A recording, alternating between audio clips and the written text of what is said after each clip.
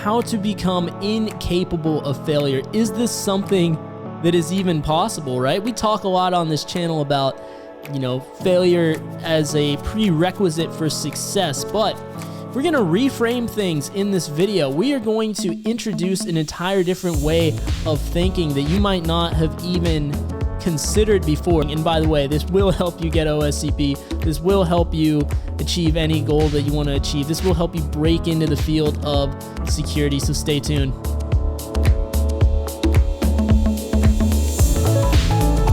Hey, what's up, guys? This is Ryan from elevatecyber. We're really going to challenge the notion of, these terms like failure and success and things like that. Because one thing that I've noticed when I've spent time, mentoring under highly successful people, when I've, read the works of very successful people, or maybe like saw interviews, all that kind of stuff, there's this commonality that I have noticed across those people.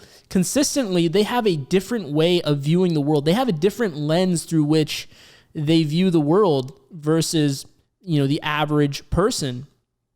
And so this is no coincidence. This is really this certain mindset, this reframe, the way they view failure is fundamentally different. I'll just say that right off the bat here. And what we really need to challenge is, what does it mean to win, to lose? What is success? What is failure, right? Because if you really dive into these concepts, you'll see that it's basically all a matter of perspective, right? Someone that is highly successful, they don't view failure in the same way that a lot of other people do.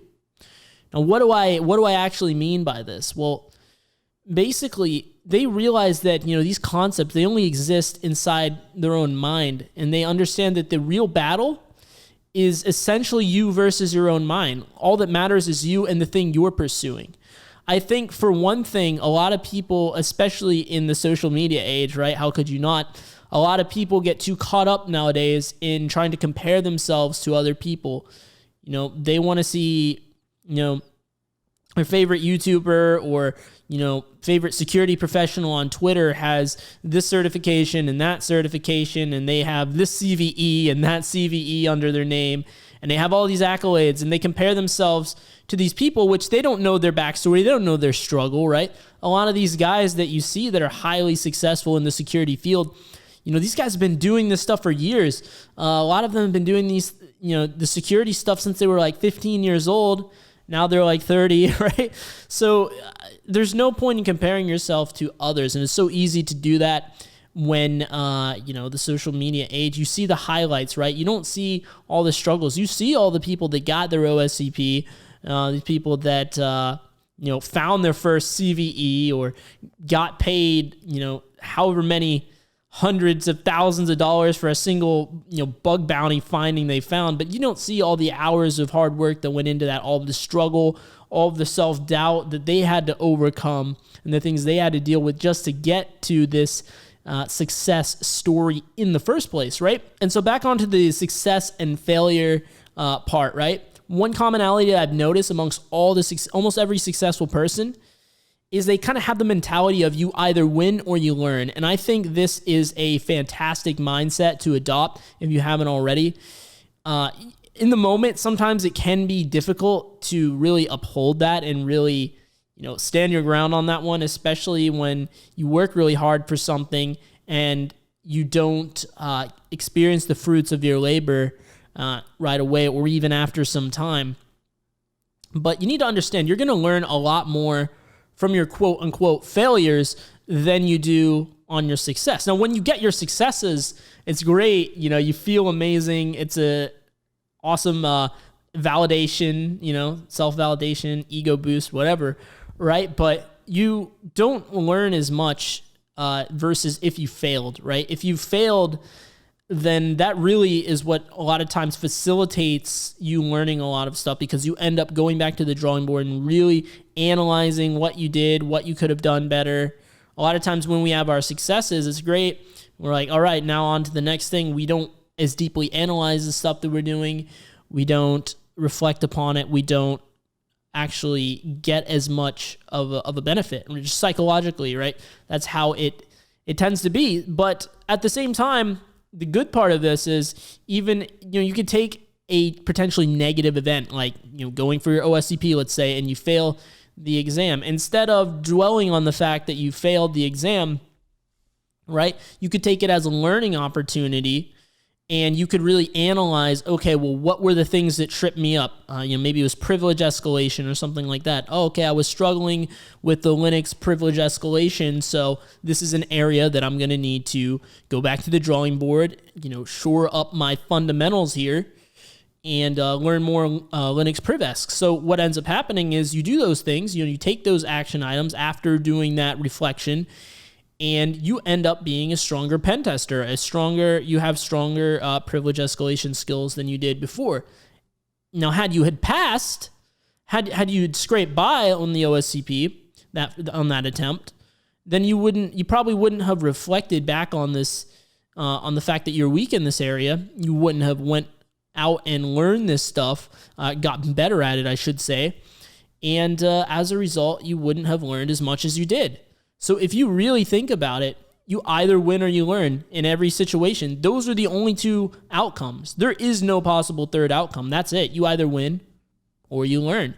So either way, as long as you are taking action, if you see the trend here, the way successful people think is that as long as they are taking action in the direction they want to go, of course, they're reflecting and analyzing what they're doing, no doubt.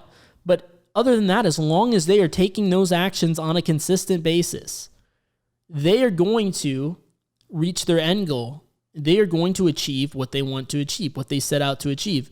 The only way that they can fail is inaction. Now, let's compare that to the average person, how a lot of people instead tackle these challenges, right?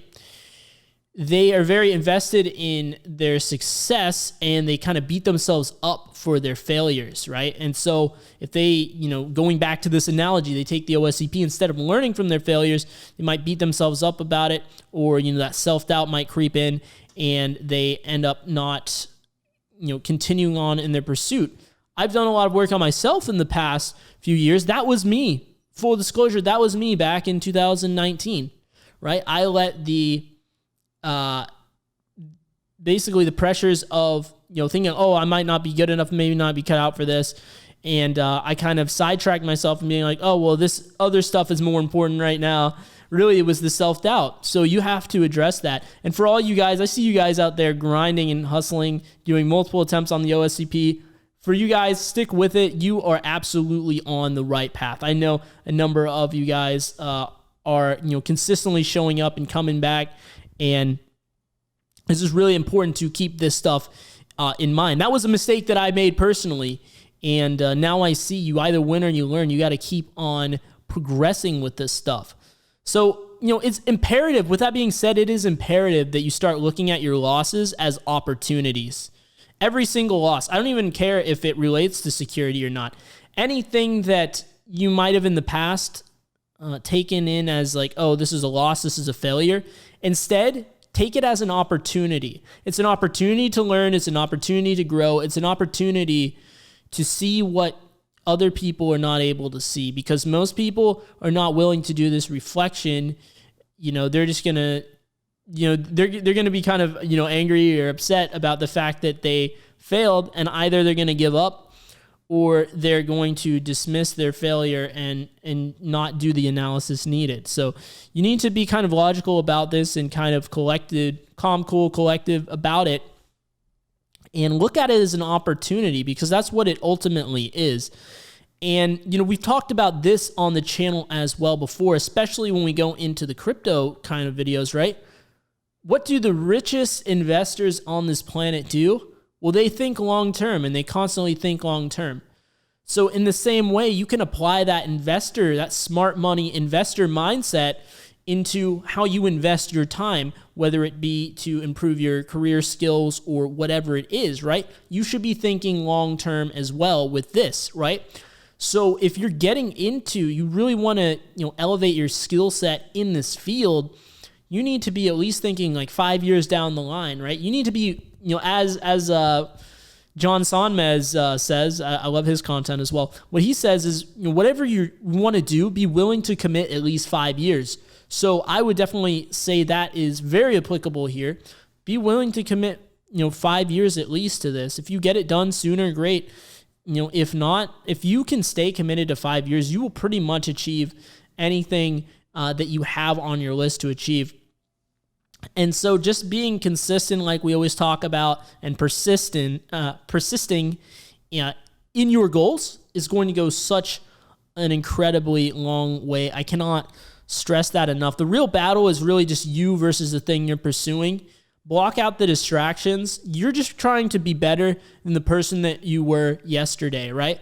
Because at the end of the day, it doesn't matter what XYZ YouTuber or Twitter account is doing, right? It doesn't matter. What matters is, are you leveling up? Are you better than you were before? Are you moving in the direction of where you want to be? Or are you moving away from that direction, right? So with that in mind and having that really laser sharp focus on what you want to do and, just making that progress every day and understanding that all your setbacks are not actually setbacks, they're just, minor roadblocks on the way forward, right? Because the path to where you want to go, you see here is where you're at. This is like, say, OSCP. It's not going to be like a straight path, right? It's going to be like this. It's going to have detours and things along the way. Well, hit my mic there. Things along the way, but eventually, if you keep down that path, eventually you will get to where you want to go. But if you just stall out and you sit on the side of the road and you stop driving, you will never get here. So you just got to keep driving. You got to keep your foot on the gas pedal. So if you want, some further assistance with OSCP, if that's your goal, definitely check out the link in the description below. I have my free OSCP/pen testing notes. If you're not going for OSCP, it's still going to be pretty useful. There are a lot of really useful commands that I personally even still use on the job quite a bit. I found myself doing that. And if you want to get more information on how you can elevate your skill set in cybersecurity, making sure I'm pointing in the correct direction this time, check out the video right over here. And I'll see you in that video. Definitely be sure to subscribe if you haven't already. Hit the like button as well to help get that message out there. I'll see you in the next one.